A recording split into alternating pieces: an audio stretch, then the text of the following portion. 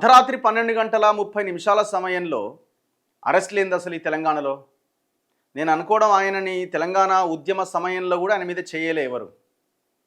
10 సంవత్సరాల కేసీఆర్ పాలనలో కూడా ఆయన మీద చేయబడలే. ఆయన ఆనాడు కూడా చాలా గట్టిగానే మాట్లాడిండు, చాలా గట్టి పోరాటం చేసిండు. ఇప్పుడు 2 ఏండ్ల ఈ పాలనలో మళ్ళీ అర్ధరాత్రి 12:30కి ఏంది? సరే, ఒకవేళ ఆయన బంద్కి ఏమైనా పిలుపునిచ్చిందా అంటే ఆయన అసలు బంద్కే పిలుపునియలే. ఆయన ఎక్కడా కూడా తెలంగాణ బంద్ అన్న పదాన్ని, బంద్ పాటించాలి అని పిలుపునిచ్చిన సందర్భం ఎక్కడా లేదు. పిలుపునిచ్చింది ఓయూ నుంచి వచ్చిన పిలుపు అది.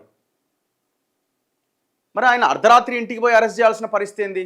ఫస్ట్ అట సెంట్రల్ జోన్ పోలీసులు ఎవరో వచ్చిరట, సెంట్రల్ పోలీసులు ఎవరో వచ్చిరట.